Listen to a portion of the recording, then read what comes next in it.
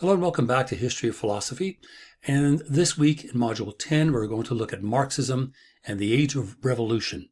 We talked last week about the French Revolution, the American Revolution, the Industrial Revolution, all beginning around the 1770s. And now we're going to move into the early to mid 1800s, where the Age of Revolutions has more to do with a kind of a social and political upheaval. Now, why was that the case? It was a case because there was a renewed understanding that ideas don't exist in a vacuum, right? They are potential and potent ideas that can become revolutionary when they are received, they're understood, and then they're acted upon. So that we no longer stand by the wayside interpreting the world, we try to act upon it and change the world. So this is sort of the gist of the ideas that we're going to present in this week's video lecture. The notion that we no longer stand by, but we actually try to use ideas to change the world. And the reason why this was necessary was because the intellectual reaction in Germany to Hegel was taking place in a very unstable and very volatile context of social and political upheavals. And these were, in fact, brought on by not only thoughts regarding the two revolutions which had occurred roughly 50 years prior, but also more and more industrialization in Germany, because remember, Germany was literally the last country in Western Europe to harness the Industrial Revolution. The difference between Germany and other countries was Germany, in a sense, hit the ground running. This was a country that was prepared for industrialization. They had learned and watched other people and other countries make mistakes. So when industrialization came to Germany, it came almost fully fledged. So that transition period was much shorter, much more abrupt, and much more volatile. And all of these conditions that followed industrialization really brought upon the people a rather oppressive economic and political system that just seemed by that time to be more and more out of step with these social and economic changes. These were monarchies and princes and duchies and so on. The world of the 16 and 1700s that were hopelessly out of step with the social changes that industrialization was bringing to Germany at the time. So the groundwork of the time period that really influences both Feuerbach and Marx actually really began in 1832. 1832, all right, that's the year after Hegel dies. He passes away in 1831, and the following year, now his death did not have anything to do with the upheaval. It's just a happy accident, we'll say. But the groundwork of the revolutions of 1848, of which there were many, actually begin in 1832 with unrest over heavy taxation, over political censorship, over what could be said and what could be discussed. Now, this was not just in Germany, but also in France. And the fear was that in Germany, the same sort of thing might happen there that had happened in France.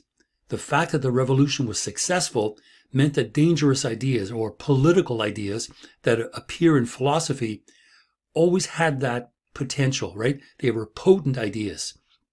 So because of this kind of radical thinking, there was a lot more activism going on. There was a notion of sort of general liberal reform, the notion also that the German states or the duchies, which is what they were at the time, need to be more open, more free. There need to be more sort of engagement with the political process. That was increasingly difficult because the individuals who felt that they had some degree of power or at least some degree of participation were really finding out quickly that there wasn't. There was no participation. What was occurring around them without them having a chance to have any kind of say in the matter. So liberal reforms were inspired in early 1848. There were street demonstrations, there were protests, and this was known as the February Revolution, so early in 1848. And of course, because of the success in America first, then in France, these revolutionary ideas, right? Again, these are ideas coming from philosophy. So these thoughts and actions were spreading across Germany and across Western Europe. And so they grew in February and then became sort of full-fledged revolutions in March, and of course became known as the March Revolution. Now, those are the ones that really destabilized Western Europe. And the destabilization was, again, the result of the fear of monarchs and princes and those that were in power, fearing that what had happened in France and the French Revolution might be the fate that they were facing if they didn't do something about it. So, at least in Germany, there was some conciliation towards some of these feelings, some of these revolutionary ideas, and the revolutionaries and activists that were asking for more participation, more political freedom, less censorship. So some of the monarchs in Germany actually began to concede some of the demands, right? Freedom of the press, freedom of assembly, written constitutions, the arming of the people, a parliament in which they could participate. And this was really not because the revolutionaries had earned it, was because the monarchs were afraid. They were afraid that the same thing might happen to them. So they figured if they could concede even a little bit, especially freedom of press and freedom of assembly, the revolution might just sort of dissipate. It might just eventually kind of go away. Now, mixed in between the powerful princes and monarchs and so on, of which there were many in Germany, there was also on the other end of the scale, the proletariat, right, the working class. But throughout industrialization, and this happened very quickly, there was this new group of people that kind of came out of the middle, and these were the bourgeoisie. And the bourgeoisie was essentially a brand new social group that was born out of the creation of the Industrial Revolution. Now, these individuals were kind of a buffer. They're sort of a buffer between the demands of the workers and the fear of the monarchs. And so what the bourgeoisie did was they were very much committed to more liberal economic principles. They also were looking for representation, participation, of more what would be called laissez-faire economics, the idea of leaving it alone, letting economics sort of move out on its own.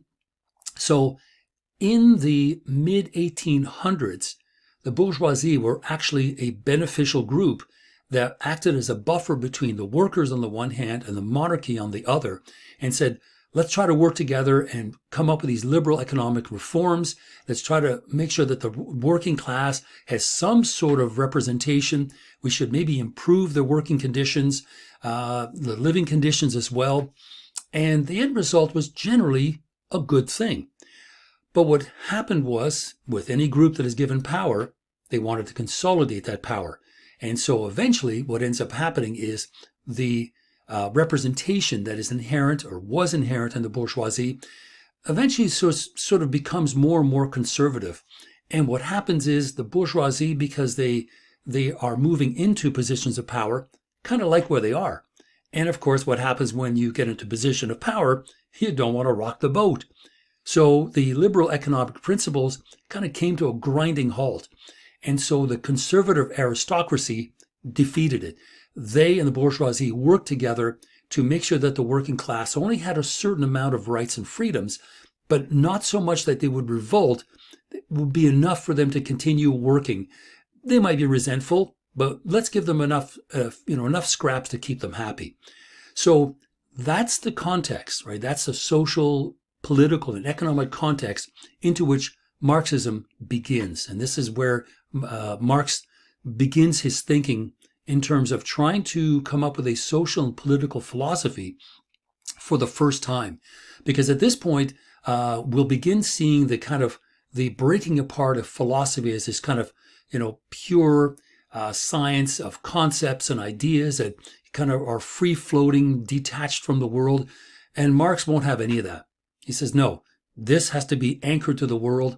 Whatever ideas and concepts we come up with need to benefit the world. We can't stand by and simply interpret the world. We need to go and change it if we see something that is wrong. So the first person we wish to look at is Ludwig Feuerbach. And Feuerbach is one of the figures. There's a list of others which we're not going to get into, but Feuerbach is someone that very directly influenced Marx. That's why I want to talk about him, because he is a link between Hegel, that we looked at last week, and Marx, that we're going to look at in the second half of this video presentation. So where do all these figures fit into the post-Hegelian world, right, in the 1830s and 40s? So what happens is when Hegel dies, his followers fall into kind of two general camps. And there were disagreements over Hegel's legacy, what should be living, what should be dead in Hegel's thinking going forward, what should be salvaged, what should we get rid of. And in this thinking, there were these two camps, right? The older right Hegelians that were more conservative and thought that Hegel was fine, the liberal democracy was a good thing, and we were at the end of history, and everything is just going to be perfect from this point going forward. But at the same time, Hegel, the very same person, the very same philosopher, basically created a kind of group of individuals that were looking at Hegel and taking his ideas apart, but using them for more revolutionary ideas. So we have the older right Hegelians that are kind of conservatives, and the younger left Hegelians, and it's not in terms of positions left and right. I mean, these are political positions. So the younger left Hegelians were much more radical in their thinking, and especially their interpretation of certain parts of Hegel's work. This group would not have existed without Hegel. So that's why this connection is so important. So let's take a look at the first of the two, Feuerbach. He was a German philosopher. He was a kind of budding anthropologist, because another reason why philosophy really ends up on, I don't want to say shaky ground, but its solid foundation, its metaphysical foundation is now being threatened, because there are other fields that are using philosophy to move in different directions. This is the beginning of not only anthropology, it's the beginning of sociology, the beginning of political economy and economics proper. So philosophy is feeding ideas into these new disciplines, and they are basically, again, themselves hitting the ground running and formulating ideas that are very specific to society, to political structures, economic imperatives, and all of this is as a result of Hegel's work. And so Feuerbach was a kind of budding anthropologist, and he was part of this group of radical theologians and philosophers who were ready to engage with Hegel as part of a thorough criticism. And what they were doing was using Hegel to criticize society. They were using Hegelianism and Hegel's thoughts to provide a criticism of society, economic conditions, social conditions, cultural issues. And so it was, on the one hand, a critical encounter with Hegel, but also a critical encounter with the world in which he wrote. So these were not sort of completely separate. They were very much one and the same. So the debate with Hegel's followers really began to take on a much more radical form.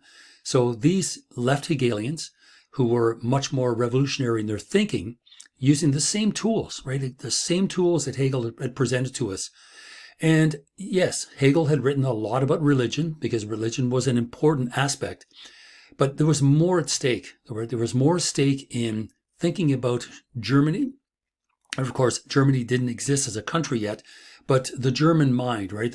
Or in fact, as Marx would call it, it's kind of difficult to see, the German ideology.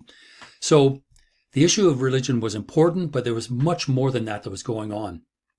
Because in the 19th century, questions about religious belief always underpinned and were part of an overall social and political viewpoint. So when we talk about religion, religion was always seen as a very strong component of any kind of social and political discussion that was going on at the particular time. So in the 1830s and 1840s, as industrialization is really, for lack of a better word, beginning to threaten this solid interaction, this solid relationship between religion, society, and politics, or religion, society, and economics. They were all kind of part of one large influence. And of course, that influence stemmed into ideological thinking, which is thinking about ideas that are premised on a particular, social and economic condition. So religion is just part of it, right? There is only one component that is really important. Now, once again, as you can imagine, the view of religion between the right and the left, Hegelians that is, was quite different. So the right Hegelians argued that Christianity was part of Hegel's comprehensive system, even though Hegel was not a fan of Christianity. He was a Lutheran, and he felt that it was possible for individuals to speak directly to God. He didn't think that religion and religious thought required institutions. And that kind of thinking was radical. So even within Hegel, as much as he seems to be a conservative by comparison, he did say some radical things. And one of them was this view that he had of Christianity and also religious institutions in general. He felt that it was possible to communicate directly with God. Now, what does that do?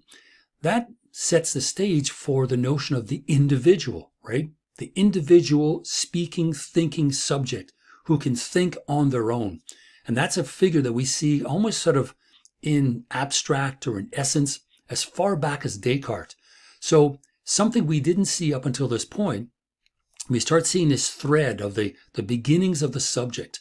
And Hegel is someone that presents this possibility that we don't need institutions to speak to God.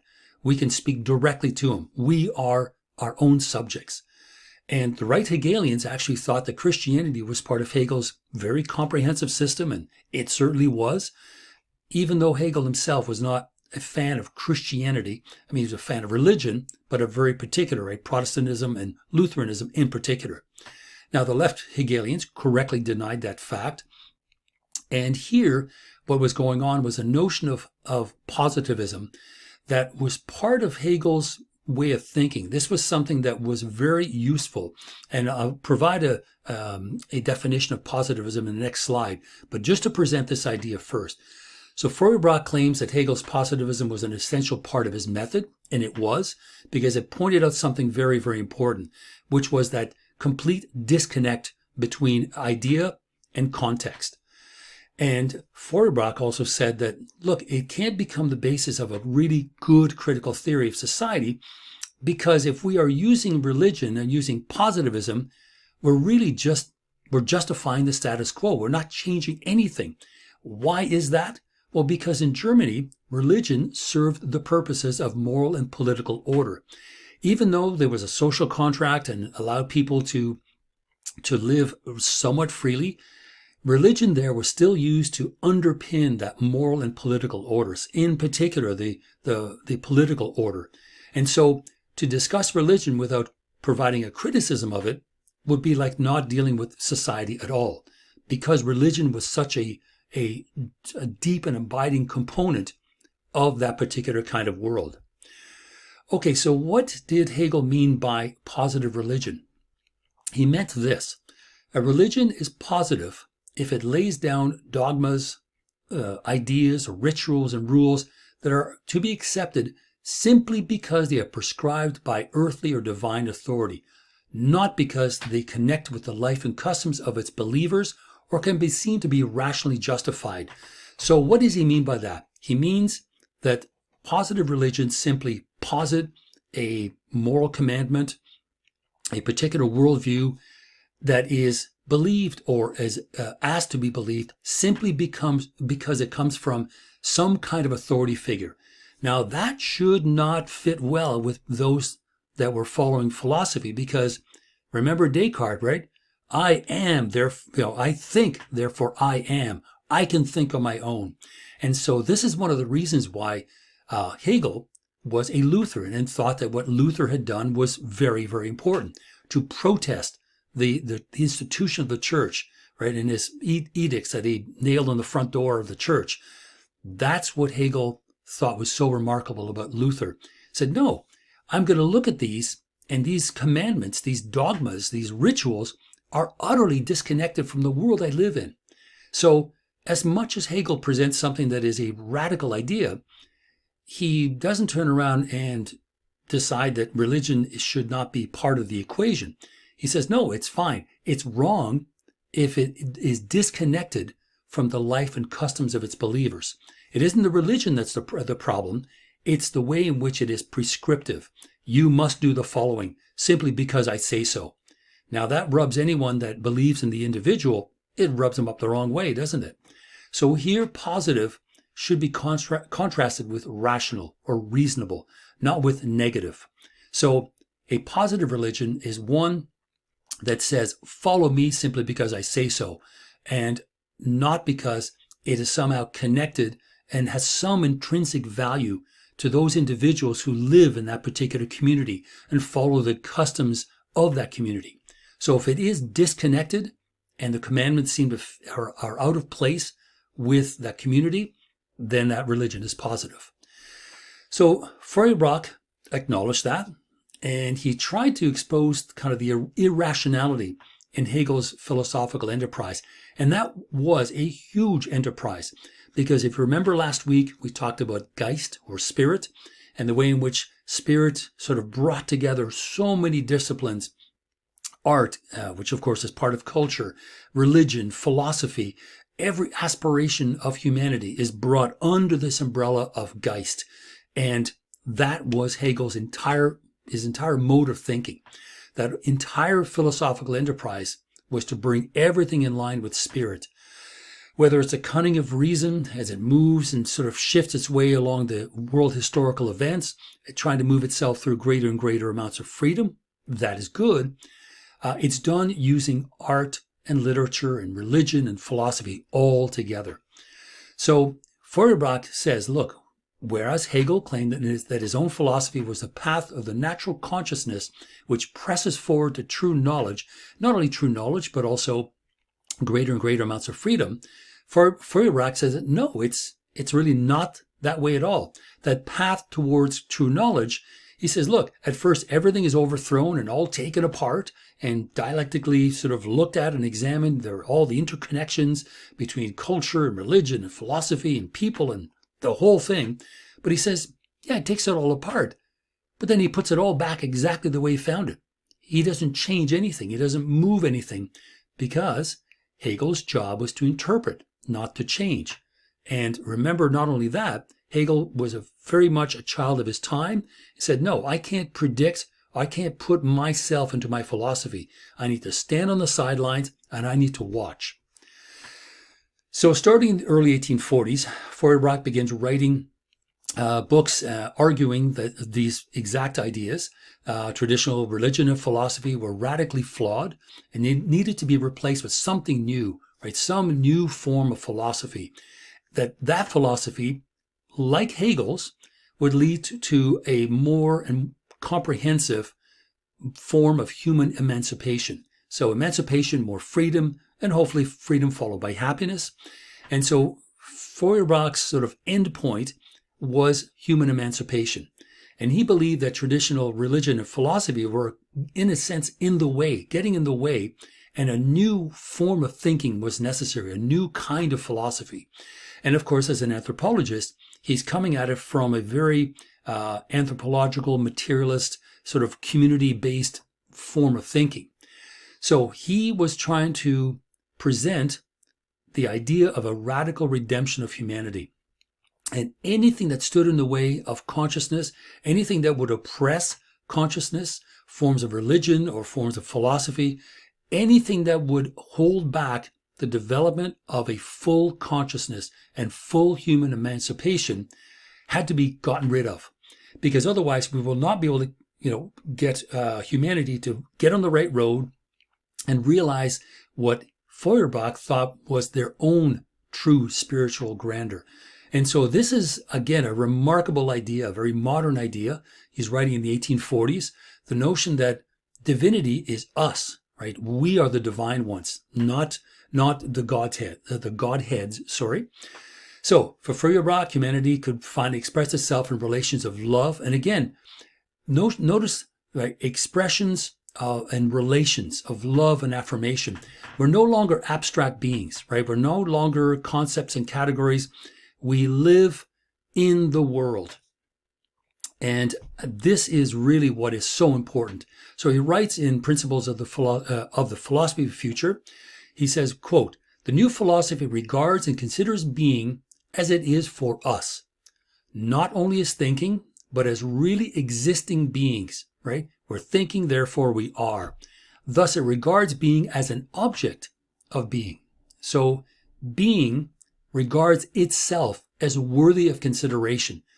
Those words would have never come out of Plato's mouth, would never have come out of the mouth of an idealist. Because for an idealist like Hegel, and certainly Plato prior to him, well before, it was all about thought, all about concepts and ideas. The vessel from which these ideas are generated is irrelevant. Feuerbach says, no, the opposite. Who we are, right? Our being is absolutely paramount. So this is why he says, all right, when we are thinking, we're thinking about beings. We're thinking about us, beings as an object of consideration, an object of reflection, as an object in itself. So he writes, and it looks a little confusing because the word being appears too many times, but bear with me.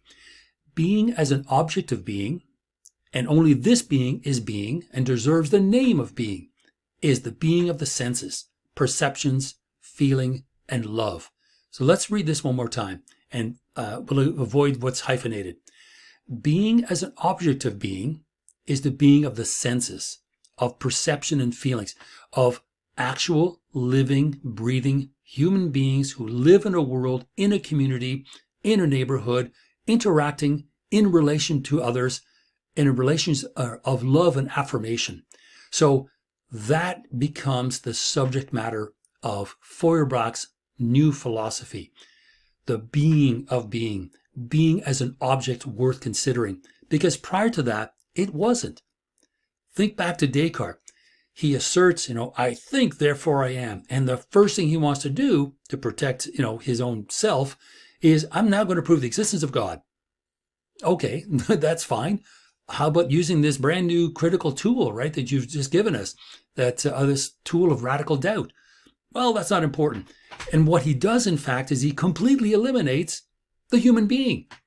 Remember, the mind can conjure up ideas on its own, right? Feuerbach is saying exactly the opposite. He's saying, no, you kind of put the cart in front of the horse here. Being as an object of being, right? Beings with sensual feelings and perceptions and love, actual living, breathing people, not abstract concepts. So being is thus a secret of perception, of feeling, and of love. To me, I really happen to like Feuerbach because he has really strong positive ideas, and positive not in Hegel's sense, but positive as in good, right? Really remarkable ideas about the relationships that individuals would have with one another. And remember too, at this point, this is coming on years and years and years of religious wars and skirmishes and conflicts and bloody historical events. And along comes Feuerbach, and almost speaking like Jesus, says, no, humanity should be allowed to express itself in relations of love and affirmation. It sounds religious. It sounds like something Christ would say. And here he is putting it into philosophy, into this new idea that we as living human beings should be the object of being. That's what we should consider. So Feuerbach claims that we need to create a truly human social life that is not based on abstract ideas and abstract concepts and abstract people, but in fact, actual living, breathing individuals who live in communities and love and respect one another.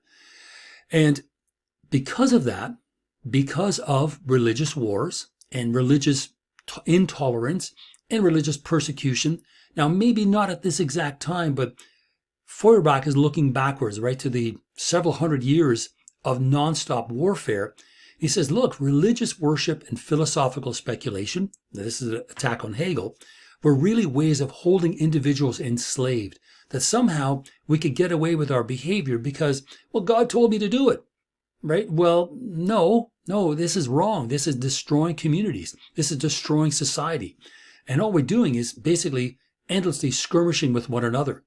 So if we can move religious worship that is dangerous to society and philosophical speculation, which is equally dangerous to a different form of society, we can set them aside and say, okay, the objects of religion and philosophy, which in the case of religion, it's God. In the case of philosophy, it's truth and happiness and freedom, really aren't the real objects.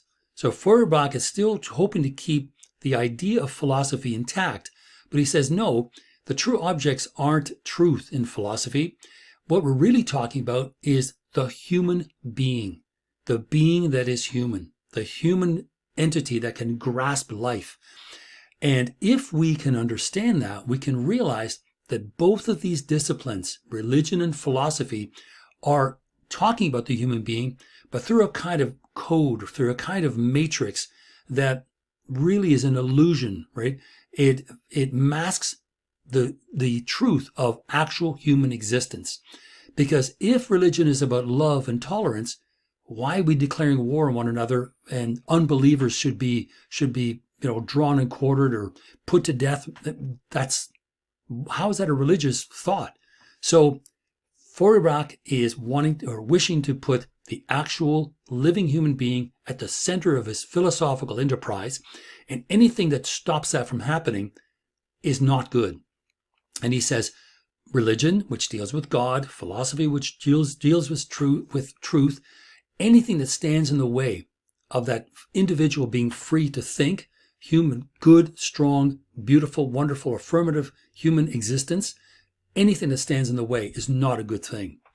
And so in The Essence of Christianity that he wrote in 1841, this is where he says his sort of most direct statement regarding religion as a kind of, not as a kind of code necessarily, but as a kind of mask to deflect what it's really about. And he writes, quote, "Religion is man's earliest and indirect form of self-knowledge, just like philosophy. Hence, religion everywhere precedes philosophy, as in the history of the race, so also in that of the individual. Man first sees his nature as if out of himself, almost alienated and externalized, before he finds it in himself.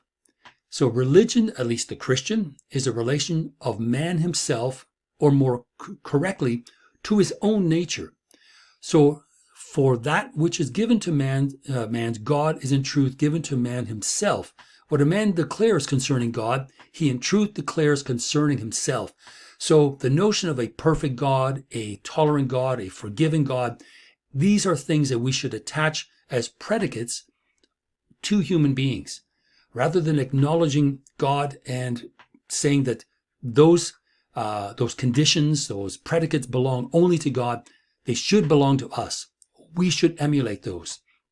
So religion is a relation of man himself, more correctly to his own nature. The things that we wish to aspire to, we need to bring back down to earth, right? Bring it down to earth, to our community, to ourselves, to our own lives, because religion was really the first time that we thought about ourselves.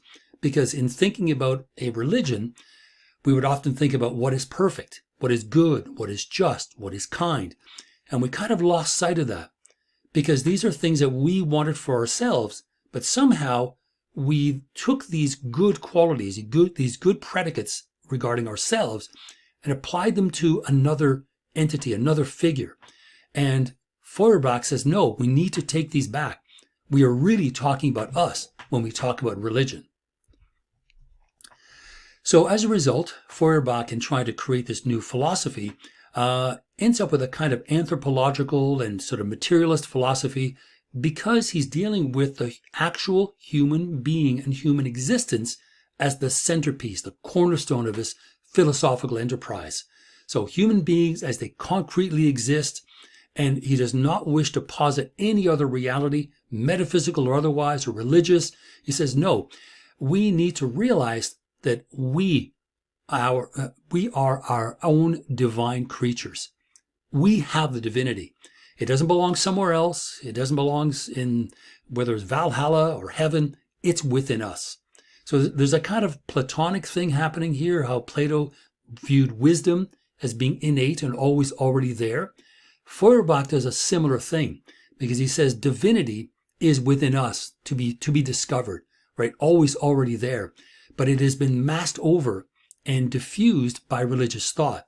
We've lost track of the true subject, right? The true goal of religion, which is to describe ourselves and the best versions of ourselves.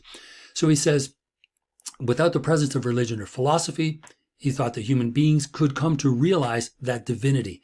And he makes the equation that our human nature is our divine nature. So divinity lives within us. So that is essentially Feuerbach. Interesting stuff, very rich with possibilities. But as you can see here, Feuerbach's work, if you've never heard of him, you're not the only one. Many people haven't, because he's ended up somewhat on the sidelines, because he, unfortunately, is bookended by two titans of philosophy, Hegel on the one end and Marx on the other. So Feuerbach's work has been ignored for a couple of reasons. And the consensus is that one is he never really developed a philosophical position to reflect the kinds of criticisms that he had. Not that they weren't consistent, but there wasn't sort of a comprehensive philosophical position like, for example, idealism or materialism that could be specific to his field and specific to some of the concerns that he had. The other one is that he also didn't present his revolutionary philosophy, because it definitely was, in a revolutionary form of thought. And we're going to talk about this because at the end of these slides, we're going to go into a series of transitions that we're going to look at over the next three. So Marx, or Feuerbach and Marx this week, Schopenhauer and Kierkegaard the week after, and we'll finish up with Nietzsche. And so think about the idea of revolutionary philosophy presented in a revolutionary way. And this is what Feuerbach is hinting at, but still too entangled with Hegel to break free and really start this revolutionary form of thinking, in a sense, sort of completely free of Hegelianism. But should we throw it out? No, we shouldn't. Because there is a really interesting philosophical perspective that contains possibilities. And that is literally what Feuerbach does. He gives us so much raw material to think of. Because when we look at existentialism, for example, which occurs in the mid-20th century, there are many ideas that begin with Feuerbach. And we'll see next week with Schopenhauer and Kierkegaard. But Feuerbach is really the one that takes what Descartes could and should have done, which is to bring the thinking subject to the center of his philosophical enterprise. He doesn't. Feuerbach does exactly that. So he offers a range of possibilities, most immediately to Marx and also to Schopenhauer and to Kierkegaard to a lesser degree. But the idea of placing the human being at the center of a philosophical enterprise, that's that far-reaching idea, that far-reaching reflection and development. So if he did not give us anything else, he gave us that. What are the possibilities in placing the human speaking, thinking subject at the center of philosophy? So that's what Feuerbach should be remembered for. Okay, so this is now the second half of the video lecture. We're going to look at Marx, and then before we move to the transition. So Marx, probably a very well-known name. I don't know if you've ever studied him in high school or other classes, but this is what I will call a presentation of early Marx. There is a kind of what's called an epistemological break a little bit further on, around 1848, during the time of revolution. But at this point here, Marx is in the process of formulating some of his ideas. I think if you just sort of are introduced to his thought, you can see how he fits right in to the way in which we've looked at the world and subjectivity and thought and consciousness and all these things that really begin to matter more and more. So Marx did work as a philosopher. He was an economist, a sociologist. He was a journalist. He was a socialist as well, a revolutionary socialist, and didn't tend to spend a whole lot of time in Germany because he was kind of run out of town as a troublemaker. Now, why would he do that? Because his ideas were potent. Remember, the monarchy and those in power were afraid of revolutionary ideas, which were in the air, right? They literally were in the marketplace of ideas. Some of them were troubling. So if you could run that person out of town, you would be less likely to suffer the consequences of someone reading their work and acting on their ideas.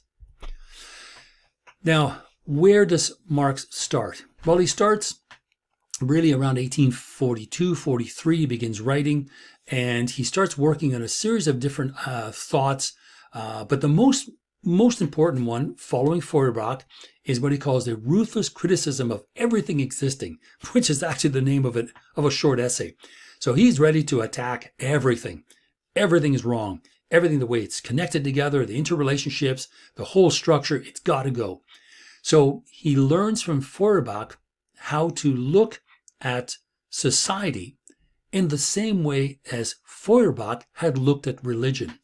And so Marx's criticism of politics and society and eventually economics, which became his prime concern, what he was doing was applying Feuerbach's transformational criticism.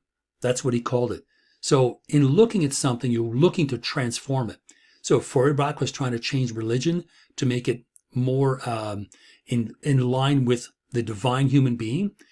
Marx does the same thing. He's trying to salvage the human being out of these social and political and economic structures.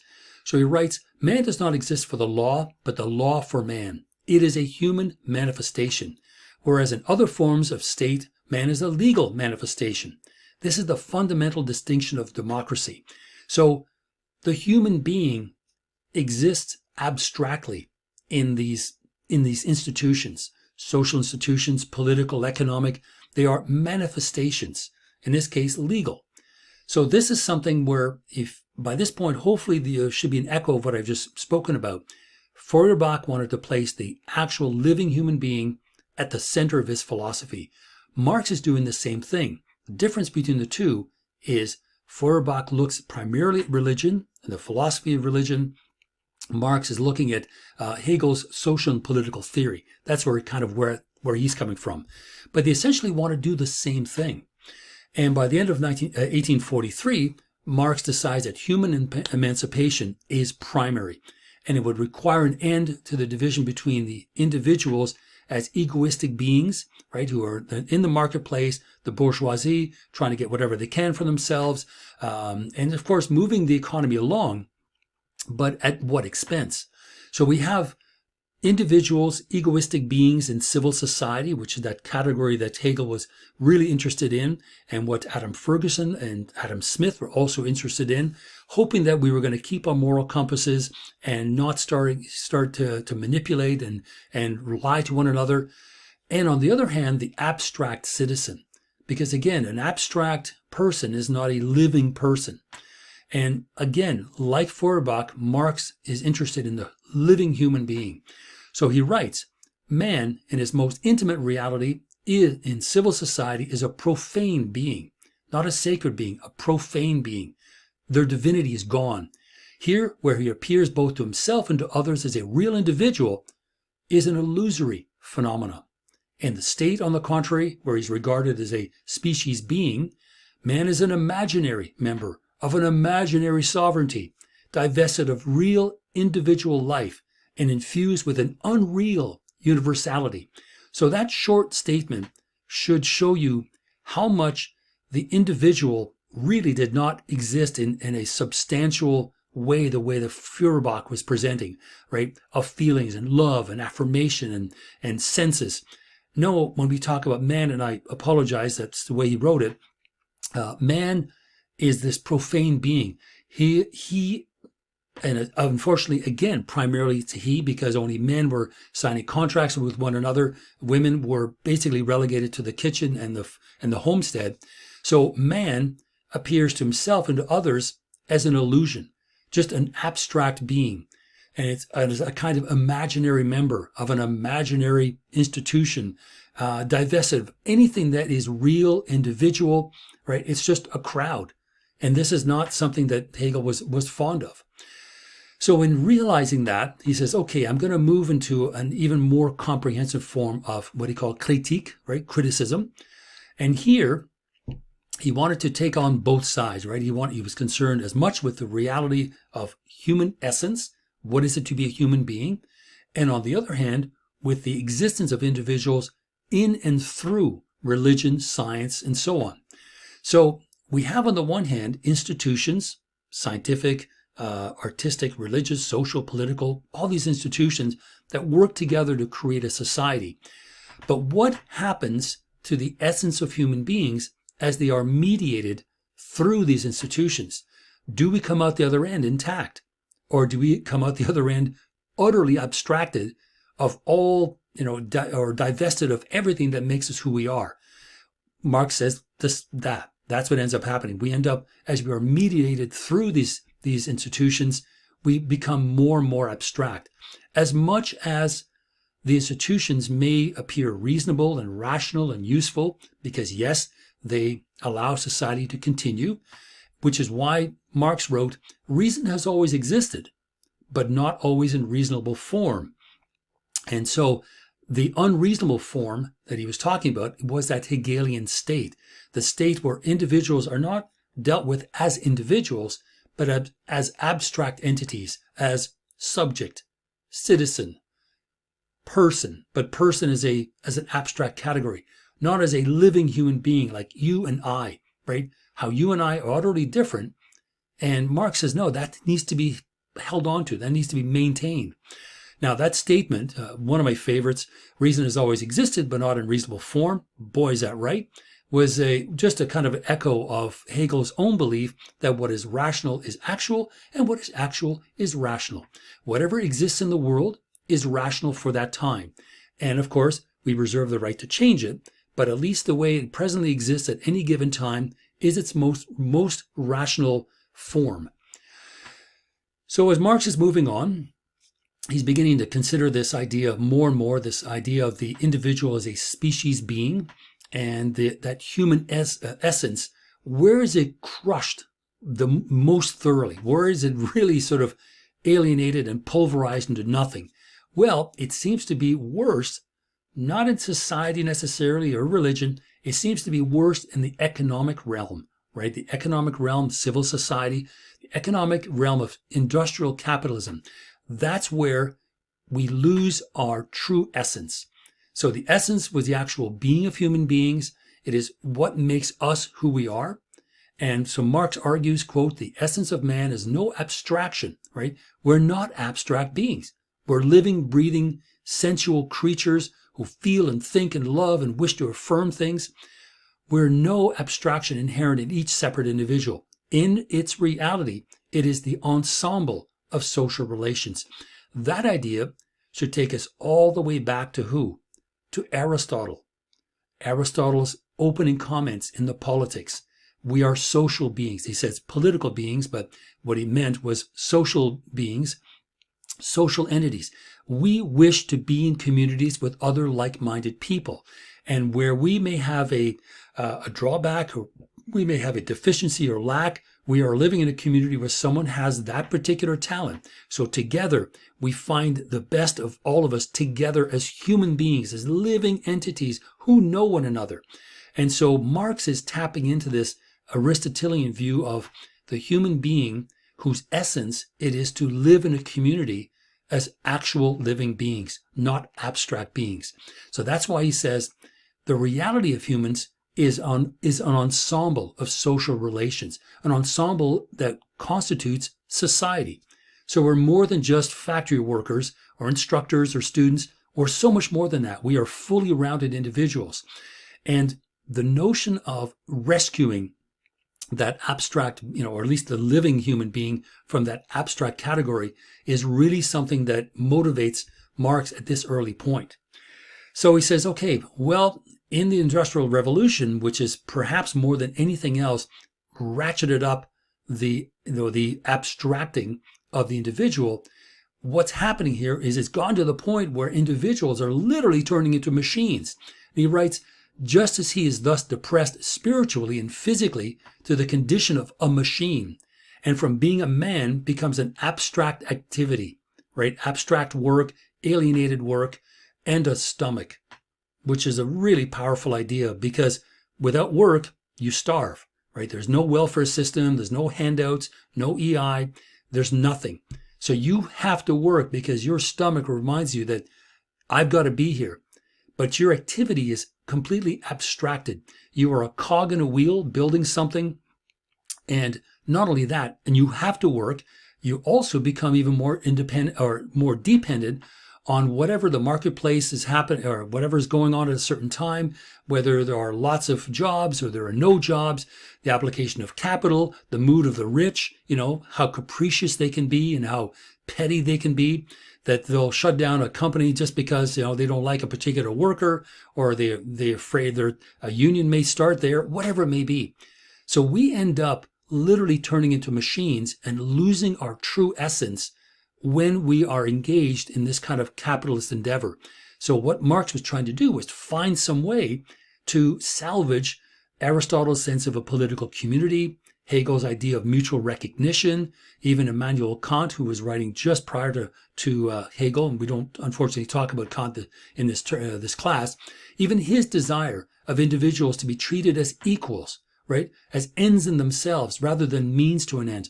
All these philosophical ideas are being destroyed by the way in which the Industrial Revolution is turning human beings not into human beings with a human essence of life, liberty, pursuit of happiness, and all these things, but just simply into machines. That's what Marx is seeing. So he says, okay, the criticism of religion in the style of Feuerbach, attacking religion by saying, a mask and that's hiding its true essence for human beings, that we are divine. Same sort of thing is happening for Marx. And he writes, the basis of religious criticism is this: man makes religion. Religion does not make man. This is one of Marx's favorite tropes. He says, it isn't this, it is that. So laws don't make man, men make laws. Man makes religion, religion does not make man. Religion is indeed man's self-consciousness and self-awareness, there's Feuerbach, so long as he has not found himself or has lost himself again. So Marx sometimes was comedic, but not a knee slapper. So religion is indeed man's self-consciousness and self-awareness. So there's Feuerbach being acknowledged, so long as he hasn't found himself and lost himself again. Once you grasp this idea, right, you need to hold on to it. And he says, man is not an abstract being, right, squatting outside the world, existing on some other metaphysical sphere and unable to enter that very social world that of course he's a part of. Man is the human world, the state, society. This state, the society, produces religion, which is an inverted world consciousness, because they are an inverted world. So the world of the state, society, economics literally turns men on their heads, or individuals on their heads, and we lose that self-consciousness and self-awareness that Feuerbach had reminded us was there all along, right? That divine nature, that the human essence is a divine essence. And Feuerbach says it's religion's fault, and Marx says, no, it's economics' fault, and the Industrial Revolution is crushing the divinity and turning us into machines. So Marx is using philosophy in a really interesting way, because he's no longer standing by and just literally watching things, pass by him and commenting after the fact. No, he's much more critical, he's much more dialectical, in order to better understand this world of political economy and capitalism, because Marx knew that industrialization and capitalism together were so utterly changing society that we were risking losing our human essence forever. So we needed to salvage it. So Marx believed in the intellectual and philosophical capacity of the demos, right? We're thinking back to Plato, the demos just being the people. And he believed that the people had that potential to emancipate themselves. And the way in which this could be done is for those individuals to become self-conscious. Now, that's what Hegel says. Hegel is all about self-consciousness. So remember at the beginning, I said Marx and Feuerbach would not exist without Hegel's work. So Hegel presents to these two a lot of really interesting critical tools that will go a long way towards figuring out how to make the world a better place. And that's one of them, right? The emancipatory potential of the German worker brought about by self-awareness and self-consciousness. And they are the ones who are going to change everything. They're going to change the world.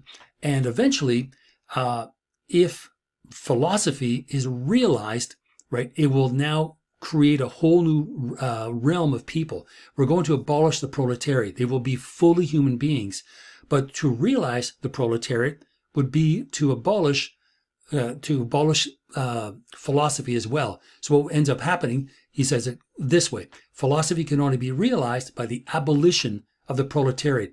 Let's use philosophy, apply it to getting these people out of this predicament. And by the proletariat can only be abolished by realizing philosophy. It means essentially the same thing. But if we take philosophy as a critical tool and apply it to making the world better, the very category of the people who are being exploited will disappear. That's essentially what he's saying.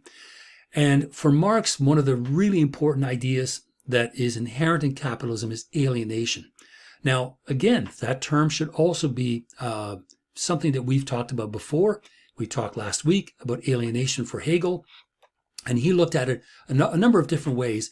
And he said, look, it's a kind of disconnect between a lower unity, temporary, and then it's reconciled into a higher differentiated unity through love or religion or reason. But notice the first one is a bit more materialistic in the sense that it has to do with the senses and living human beings.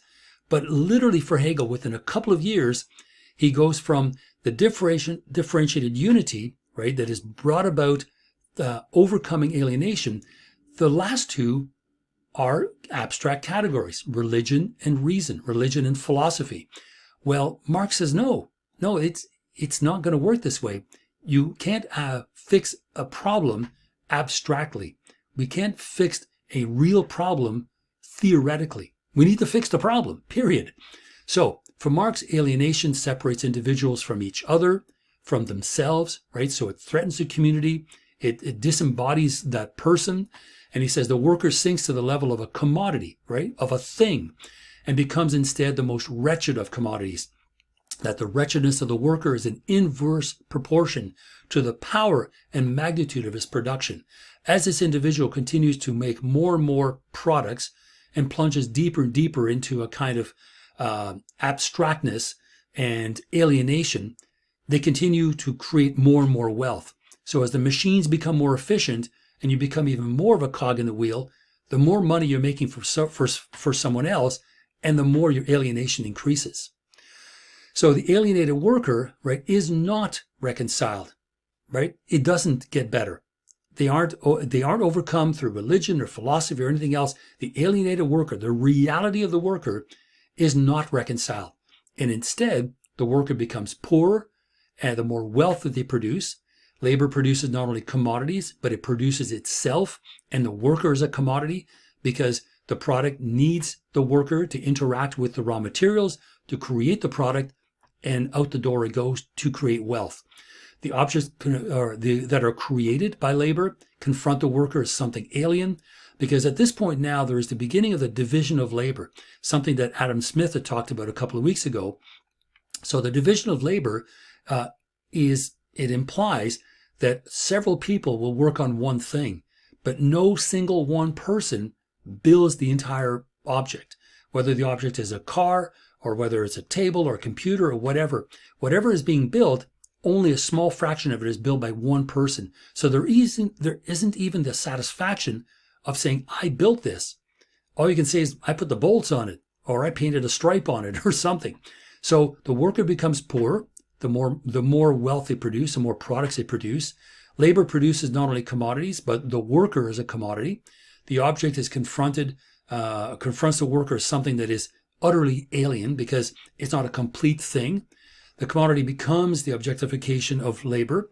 So your labor is now inside that object you produced, because the more labor it takes to produce something, the more it's worth. But if you can do the same thing in less time, or you can produce more objects in a period of time with fewer raw materials, whatever it is, eventually your labor becomes yet another commodity that is produced. And then finally, labor is just a loss of reality for the worker. This kind of alienated labor basically alienates the individual, right, from their work and everything else. And Marx writes, so much does labor's realization appear as a loss of reality that the worker loses reality to the point of starving to death. And so the worker doesn't really have an option. If industries or industrialization is taking up arable land, and if you as an artisan building a table or a chair, and it takes you a week, and there's a company that is built right next to you that can produce a table and chair in a minute and a half, you're out of work. So the loss of reality, the reality that you had as an artisan building something as a craftsperson, is gone. And so they lose reality to the point of starving to death. They have to go and work in the factory. Otherwise, they will starve. So ultimately, this kind of alienated labor estranges individuals from their divine nature, their life activity, their species being, and their fellow workers. So alienated labor much more so than religion, estranges and alienates people to such a degree that that divine nature that Feuerbach talked about, it's gone, right? Their life activity. Well, I go home, I sleep, I get up, and I wait for the factory horn, and I go back in, and I build more stuff, and I go home and sleep. What kind of life activity is that? You're a species being. Your essence, your human essence, is not to be a cog in a wheel. It's to be able to go, go fishing in the morning, work in the afternoon, and read a philosophy book at night. That's a fully rounded person. So the species being in a life activity under industrialization changes very, very rapidly. And if it is in a loud, noisy place, to interact with other people becomes even more difficult. So you feel alienated even from your own fellow workers.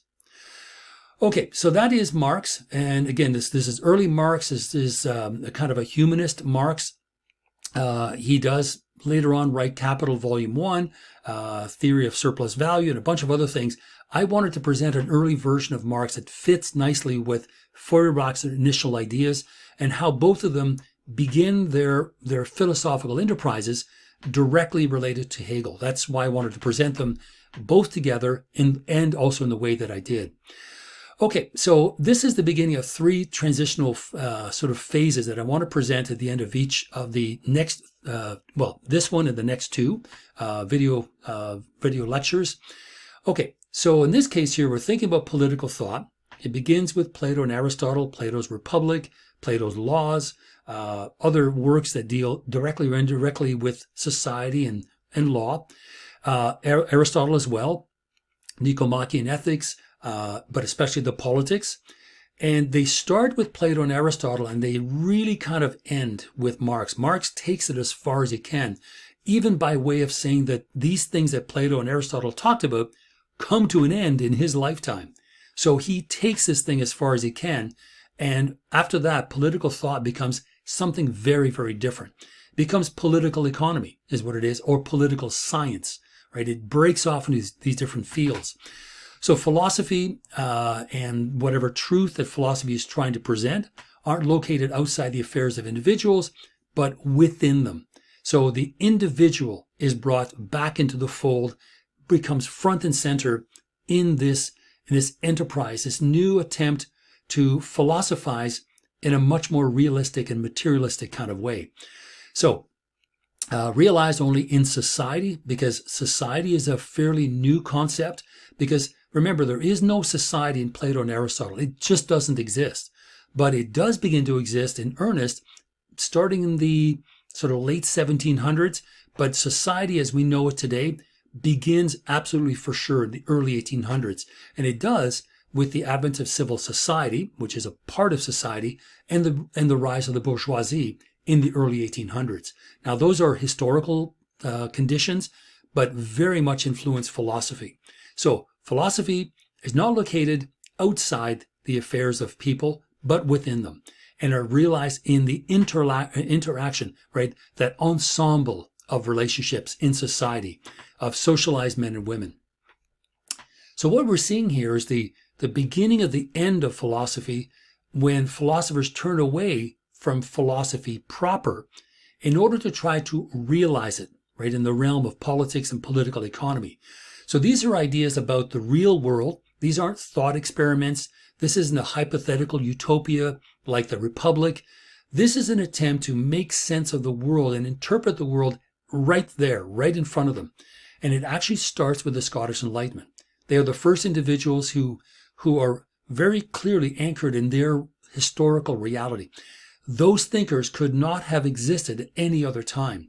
So the end of philosophy comes when the philosophers turn away from the sort of abstractness of philosophy and the thought experiments in order to realize it in social and political structures and political economy.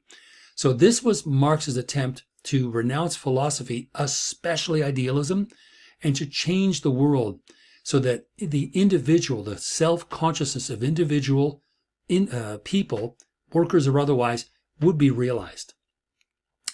So there is this attempt for the first time to deal with a new phenomena.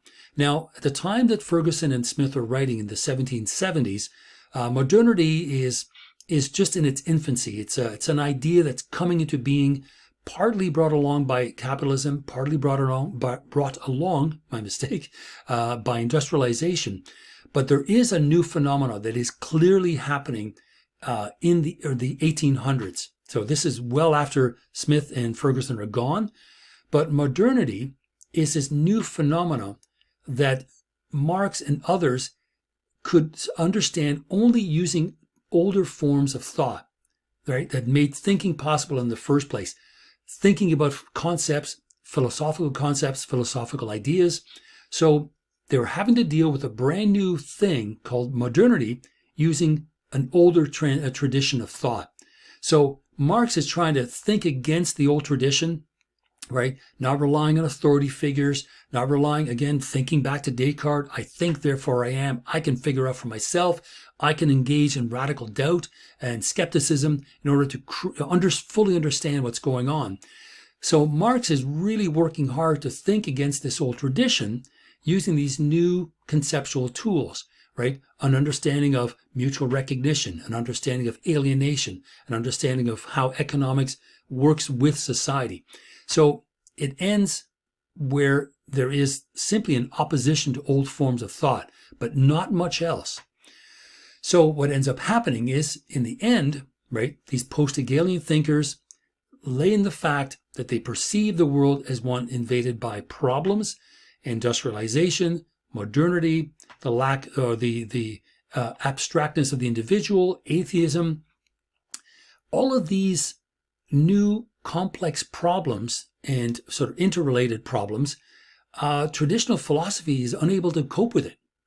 And so in the same ways the Athenians responded to mythology and rejected it because it could no longer address the new problems and perplexities of the ancient world. Democracy, economics, imperialism, the individual, right? And of course, the individual in ancient Athens was a very odd thing because it was all about the collective. The individual really was not important. And if there were individuals, they were considered potentially, dangerous, because if you break from the herd, right, you break from the crowd, you're going out on your own and you're probably filled with hubris and pride.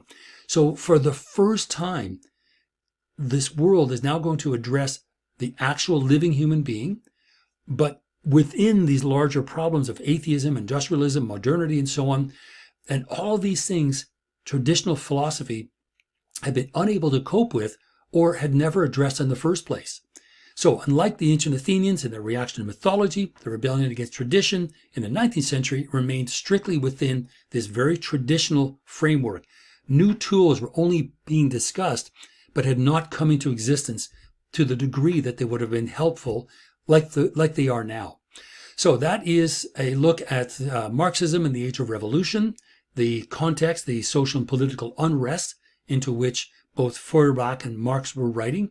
Feuerbach trying to bring the living essence of a human being back to the forefront of philosophy and the philosophical enterprise. He does it through a criticism of religion. Marx does the same thing, trying to bring back the living essence of the species being, right, of individuals, but he does it through a critique of economy, specifically capitalism. So lots to think about. We'll talk about it in the Zoom meeting which we have this week. So in the meantime, thank you very much for your patience, and we will see you soon. Bye-bye.